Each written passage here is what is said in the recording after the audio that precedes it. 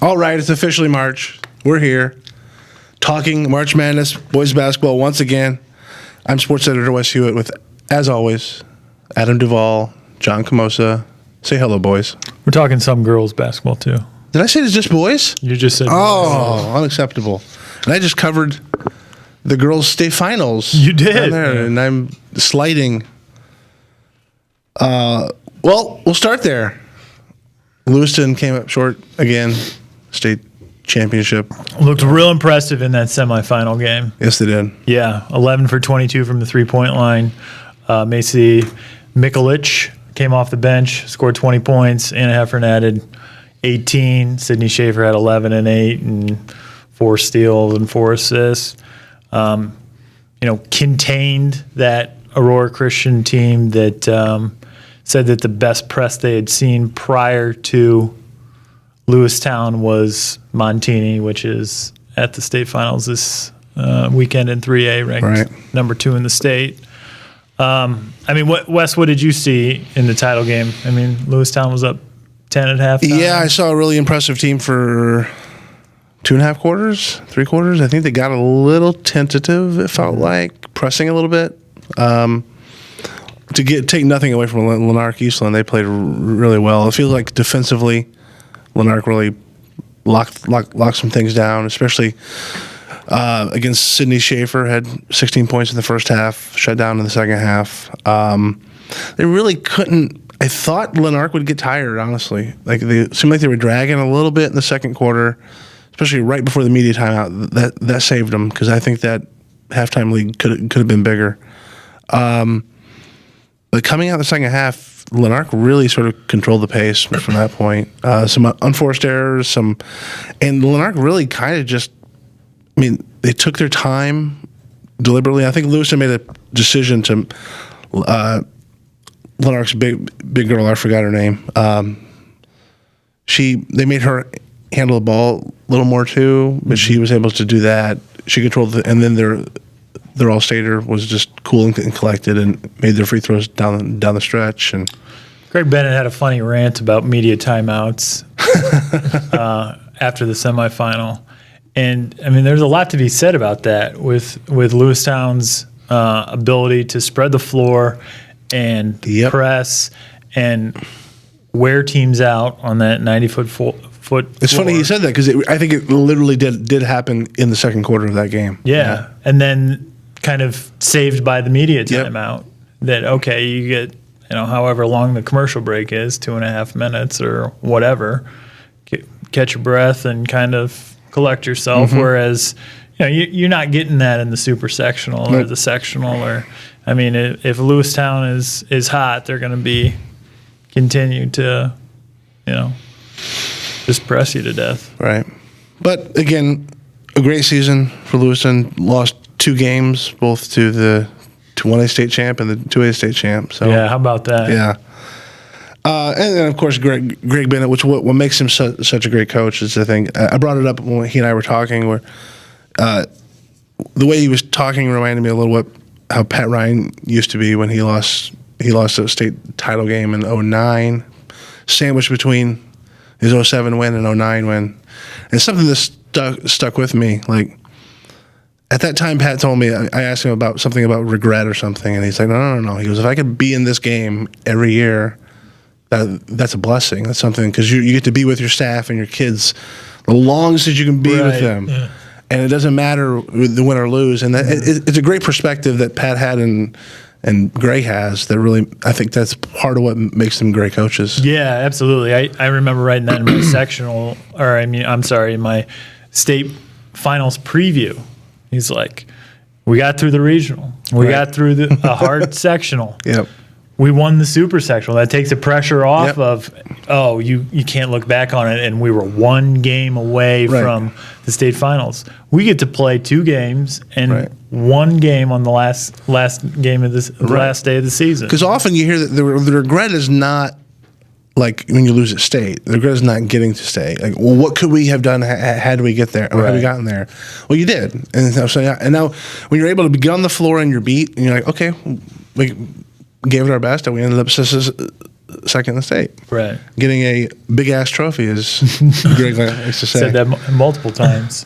Well, we'll slip over to the small school boys side. We're in the heat of sectional time. Yep, teams are starting to drop, so we're down to 3 small school teams in the area. Last night, Quest bowed out early to Athens, 67-60. That was the Class 1A Lewiston sectional semifinal. Just did a decent job early, kind of sticking with Athens, but eventually down the stretch they just hit a lot of threes. That Nick Laird, one of their standout players, had 5 threes in the game. They finished with 9 as a team. I think Quest got within 1, 57-56 off a Jamar McCall 3, and then Athens answered right back with the full court inbounds pass to a wide open Wyatt Boyer down for a layup. And then once they took a 2-point lead, they just ended it at the line from there down the stretch on free throws. So another tough loss for Quest. Ultimately they wanted to reach the state finals. Kind of been very close all these years they've been playing, but just a tough loss for them. And then on the flip side of that, we had Roanoke Benson, number 2 in the state, over at Danville Schlarman, and they just rolled over Mount Pulaski 46-27. It's very impressive what they're doing right now on defense in these last couple of games, holding opponents to under 30 points, just getting up in your face. They got James Early, Luke Brayman, and Jack Weber, who've all been phenomenal, scoring just double figures every night and very close to double-digit rebounds for them. But just, three guys over there that are very impressive, and Roanoke will face either Colfax Ridgeview or Caitlin Salt Fork for the sectional title. Yeah, they're kind of in a different – they're taking a different path to state than most of our other teams. They're in Lewiston that feed into Jacksonville through state, and then Roanoke's up. Normal, ISU. Danville feeding through Normal. So our guys really won't see each other until but Peoria Christian's still alive. They play tonight. Peoria Christian plays tonight against Liberty, and Liberty's don't know a lot about them, but they're 26-5 this year. I know they got a really good sophomore, Logan Robbins. They got another really good guy down low for him. So it'll be a tough game. I think they match up well size-wise with Peoria Christian, but none of these games are easy, easy out. So still have to bring the intensity into that game. So we'll see what happens there. And then Fieldcrest slipped through in 2A. El Paso didn't. So we got Fieldcrest on Friday against Sterling Newman. Central Catholic. Devin House. He's an all-stater. He's been at state before. I think when he was a freshman or sophomore. Yep. So they got a lot of size on that Sterling Newman team. Kind of see where Fieldcrest can match up with them, but that'll be another really tough out for them. So we'll kind of see which of these 3 teams can make the furthest run here over the last couple games. So. All right. Let's jump over to the big school girls, Adam. Morton beating super sectional teams like they're 10 a.m. games on a Christmas tournament. Rolled to a 45-12 win over New Lenox Providence Catholic. Yeah. They forced, 5 points the last 3 quarters. That's amazing to me. It is. It really is. When it was 10-7 after the first quarter, I was like, Right. Okay. And then 38-5 the rest of the way. That's amazing. Yeah, Courtney Jones by herself outscored them. They forced 28 turnovers. The anti-JS jinx. Yeah, exactly. Normally we have this thing, I don't know if the people listening might not know, we call it the JS jinx. When we write a story about someone, they tend to go out and potentially lay an egg. It's funny you said that. I actually said that to someone the other day. I said, no Journal Star jinx for Courtney Jones. Nope. They might be JS jinx proof. Morton might have found the first team. Yes. JS jinx They've proof. won 46 in a row. Yeah. Their opponent is Springfield Lamphere. They are unranked. They're 26-8. Their losses include 1 to 2A state champ Pleasant Plains, Peoria High, 2 to SHG, 2 to MacArthur, and 1 to Rochester. That's a pretty tough schedule. Yeah. So they also played Dunlap, beat East Peoria. And like I said, Peoria High. So those are some common opponents. They have 2 5'7" senior guards. Matrice Brooks, 16.2 points a game. And Lashara Williams 7.5, and then they have a 6-foot center, Serenity Price at 10.9. Of course, Morton will counter with Lindsey Dullard, All-Stater, Courtney Jones, all everything, Katie Krupa, sensational sophomore. They'll have Maggie Hobson. Katie Krupa's a sophomore. Yeah. Yeah. Maggie Carroll's syndrome, as Bill used to coin it. That old Princeton track. Elmwood. Oh, Elmwood. Yeah, Elmwood is with someone because she ran cross country as a freshman. Okay. And then all the way through running track as a senior. So you literally saw her from her first days as a freshman to her last days as a senior. So someone who does that, they feel like they're in the high school for 10 years. Yeah, absolutely. Krupa has done so much in her short time that she feels well beyond her years. Absolutely. And so, I fully expect Morton. Bob Becker's going to have them ready. Fully expect them to win that semifinal. And then the other semifinal, number 2 Montini versus number 3 Chicago Simeon. Morton has actually played both of these teams during their dynasty. Right.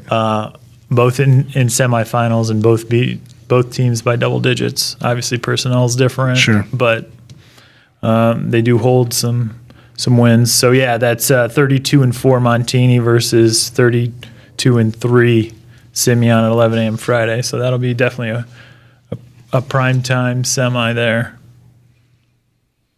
All right, well, speaking of bigs, we'll go over to the boys' side. Starting to whittle down over there. Looks like we have just a handful of teams left, though.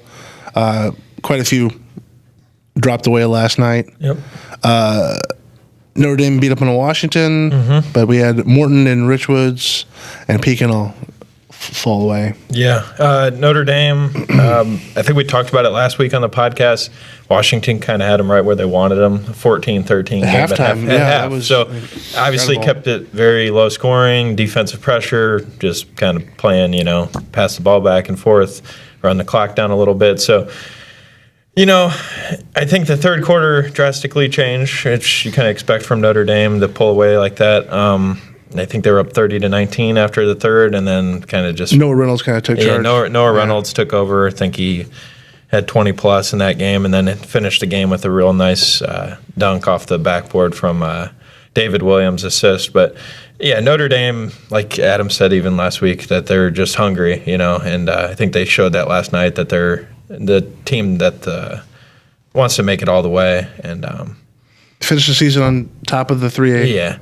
Pool. Yeah, now they're number one. I think, Locker, I talked to him after one of their regular season games and said that doesn't really faze them. I think Declan and Connor said the same thing, but in the back of your mind a little bit going into postseason, it does add some confidence. It puts the target on you a little bit, too. And they were tied with Niles for number one. Now they're sole number one to end the year. I think it does add some confidence to your team, and they're definitely playing like the number one team, but nothing else in 3A that.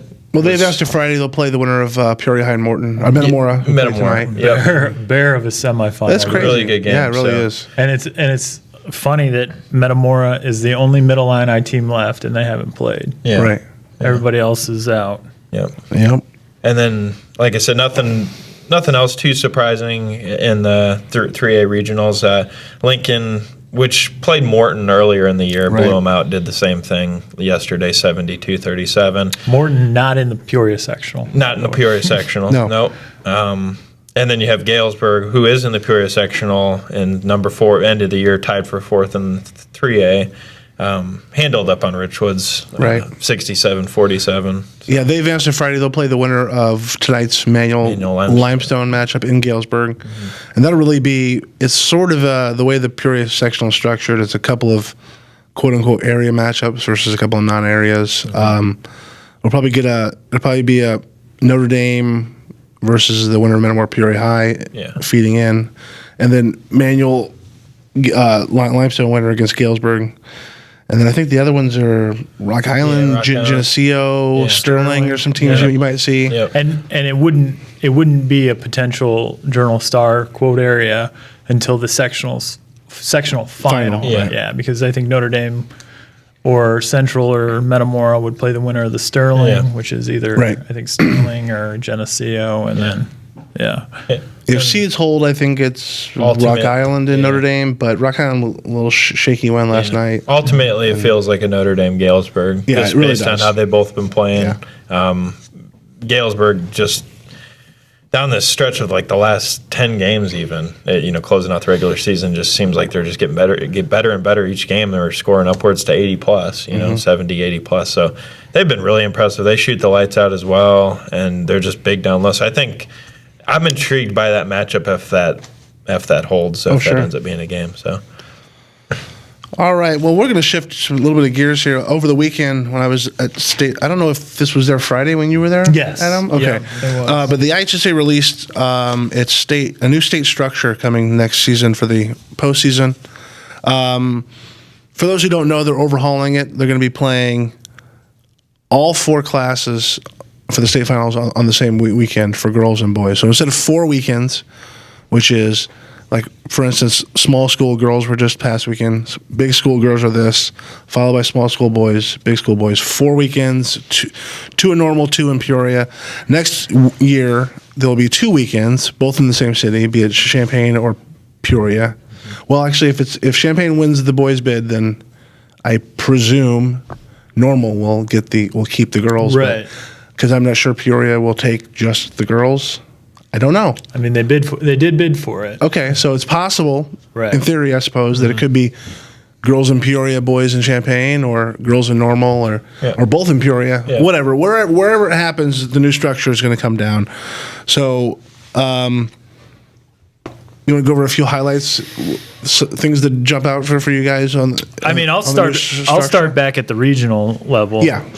So all those quarterfinal games, quote unquote play-in games, whatever, are on the Saturday. Right. Are on a Saturday, and those are hosted by the better seeds. Yep.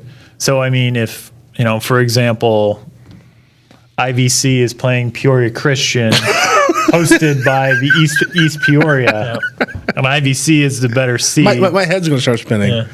They host the game, Yeah. so it's not, you're not worried about that. Yeah. So then those semifinal games in girls are Monday and Tuesday, and then the championship games are either Thursday or Friday. Whereas on the boys' side,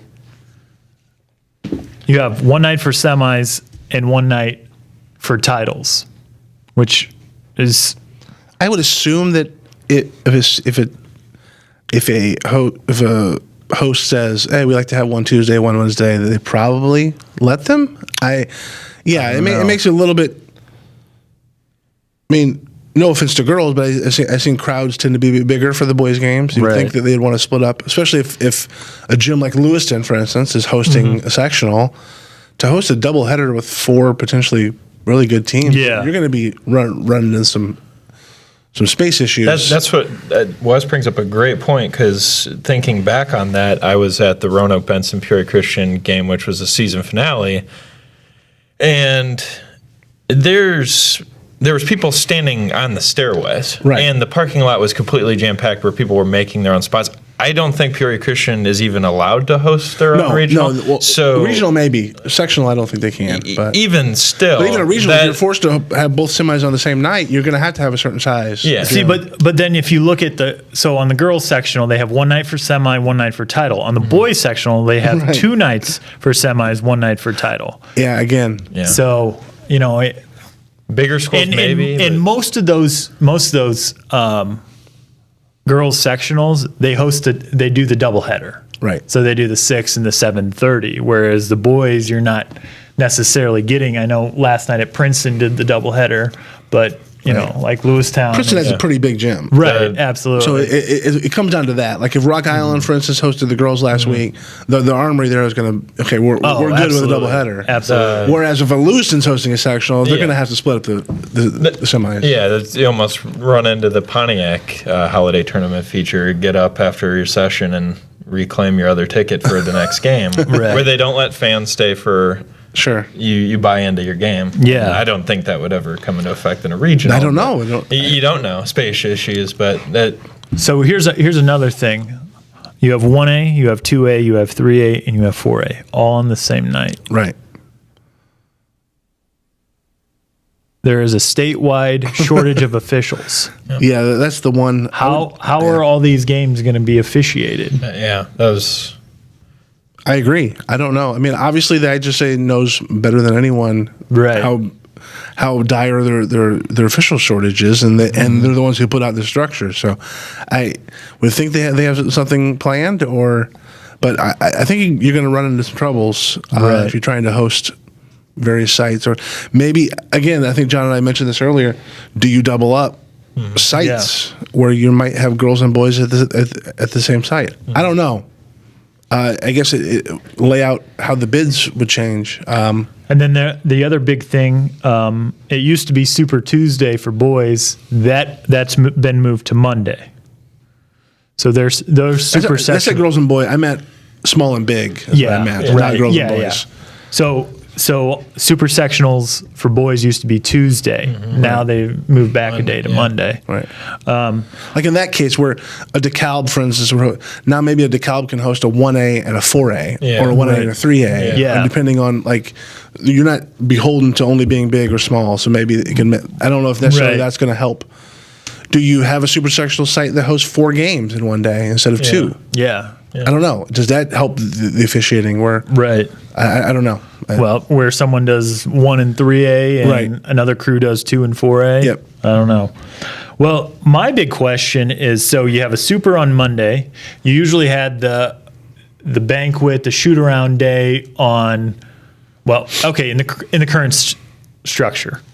You have the super on Tuesday.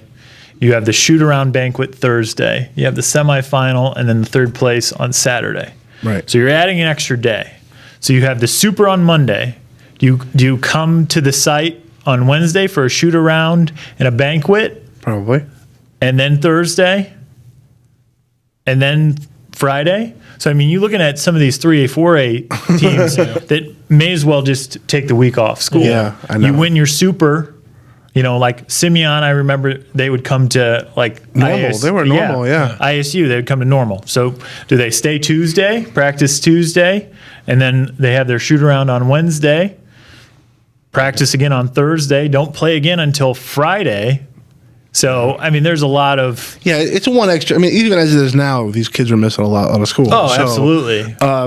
It is just a day, but... and we haven't even talked yet about the final 3 days. Yeah. Right. Yeah.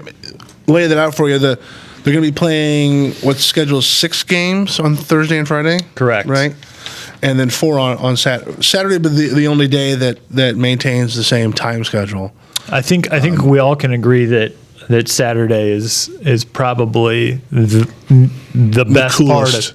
the coolest part of this tentative schedule. Right. And honestly, I think that's part of the impetus, if I can put it from the outside, the impetus of rejiggering this whole thing is the fact that having a 1 championship day with 4 championship games, I think you could see Carver or State Farm, wherever it's at, see attendance numbers that you haven't seen in a long time. Absolutely. Because you can get the casual fan who's going to drive wherever and say, I can spend however much, my $16, $15 ticket for 2 sessions, and I can see 4 title games. Right. I can see the 8 best teams in the state. Right. It's a celebration of March Madness. And another thing too, we mentioned it earlier though, is I worry a little bit then about maybe losing the small school casual fan on Thursday. A guy who's like, oh, my kid used to go there, or my niece or nephew goes to this school. I'll go Friday, Saturday, but I got to go Thursday and then stay Friday too, and then wait for like assuming their team wins, of course. Again, I don't know. There's a lot of things that any change is going to bring out the naysayers or the. We haven't spoken about the third place games. So there was some rumors that the third place games were going to be eliminated. Right. That's not the case. On Thursday, we have a 1A semifinal session, a 2A semifinal session, And then starting at 7 o'clock, we play a 1A third place game. 20 minutes after that game, we have a 2A.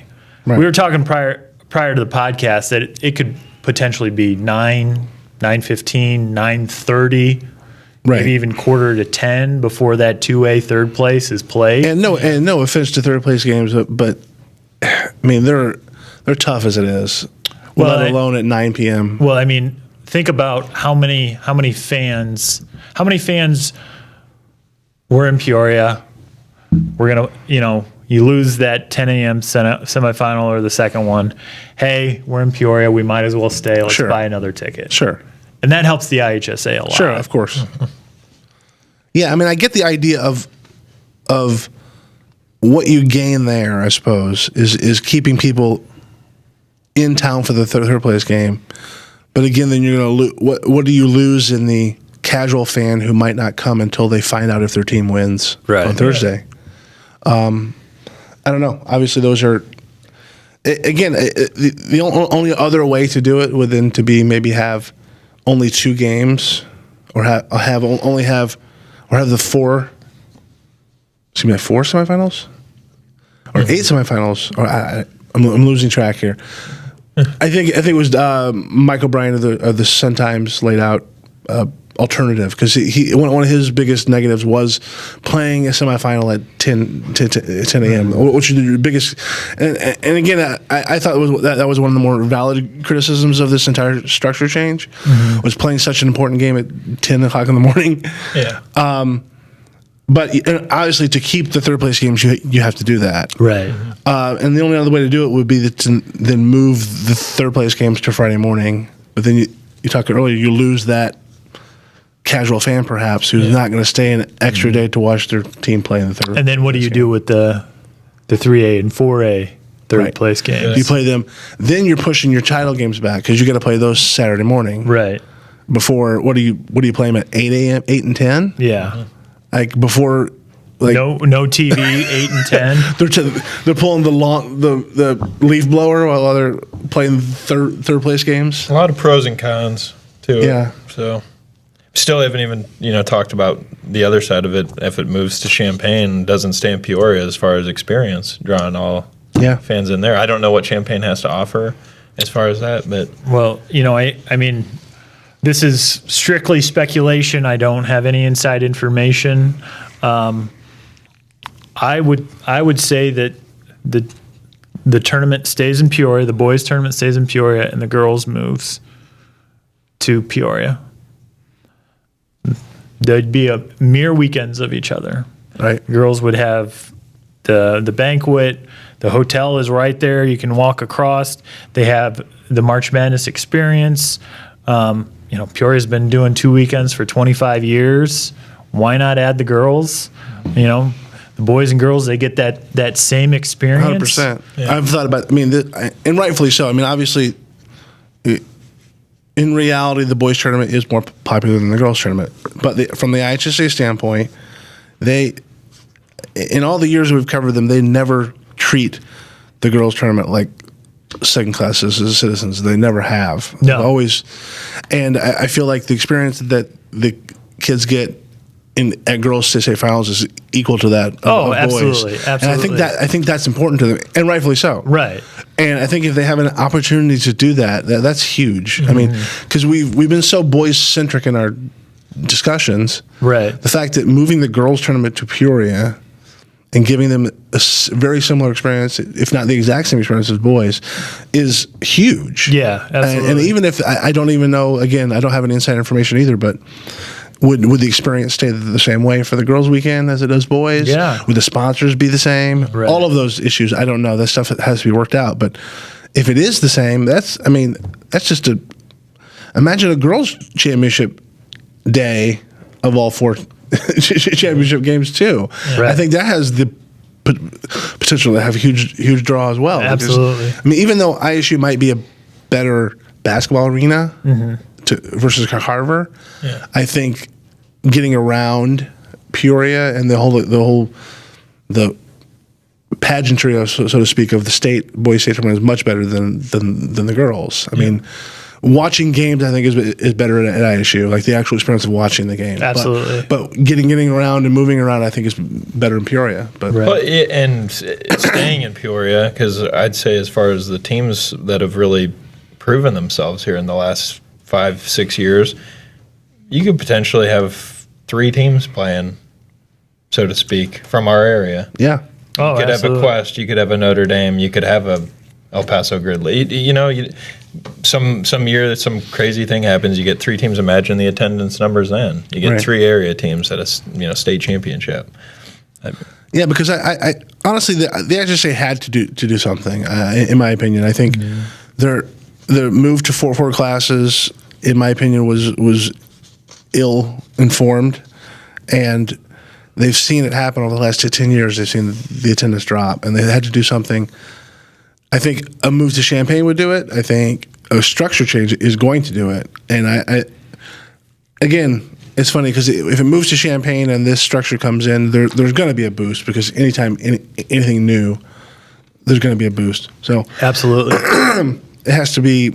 And this contract's for 3 years this time. Correct. Yeah, as it's opposed to 3 5. years. Yeah, and I'm not sure. Again, strictly speculation. I'm not sure Peoria would try and get it when the bid was up in 3 more years if they lost it. Sure. Yeah, I don't know.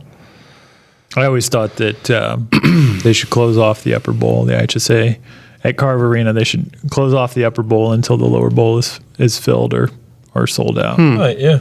Interesting. Okay. Are the prices different? I do Yeah, not don't know that either. No, I don't think they are for state. I don't think so. I maybe $15 or something like that for a lower bowl or something. And But when does the rainbow shot take place? In between Asking these the real games, questions. You John got a Gamosa. rainbow shot happening at 11:30 at night on a Saturday. yeah, it's usually the halftime of the title game. on Saturday Those night. are important things you got to ask. That's it. I did. Number I one. did post. I know. I saw it on Wes's Twitter. I also posted on my Twitter. So if you want to take a look, Yes. a harder look at what we're talking about, it is on both of our Twitter at Wes Hewitt at Adam Duvall. All right. Well, with that, we'll wrap it. We could talk about this forever. Maybe we'll get resident prep basketball expert Nick Vlahos in here. And Sure. we'll break down the structure some more as the tournament gets closer. But we'll be back here next week. Are we gonna make picks? We got I'll make picks. Picks. Morton. Morton. Morton wins. All right. I think we already mentioned them. Peoria Christian Peoria Liberty. Christian. Winning or losing, John? What do we got? I'm going to go with them winning. But Wow. Daniel Duncan 25. PCS wins by 3. I like it. I'm right with you. right. Peoria Christian. I had a woman call today asking if the game was going to be on like a stream. It is going to be It on the is. stream. I will was actually- incorrect. you I know couldn't what? find anything. I don't know how we could do this. Maybe Tweet it out. we'll tweet it out. It'll be on my Twitter at JKOM91. Corey Hennick, their AD, did tweet it. It takes you straight to the link. I think it's Central Illinois Sports on YouTube. So there is a stream tonight. Look at that. I was wrong. There is a stream. Please call back if there's no way you're listening to this or watching this. But It's all out right. there. So Well, we'll be back here next week to talk some more, recap Morton's run, and then talk some state boys tournament. So for Adam Duvall and John Camosa, I'm Wes Hewitt saying bye.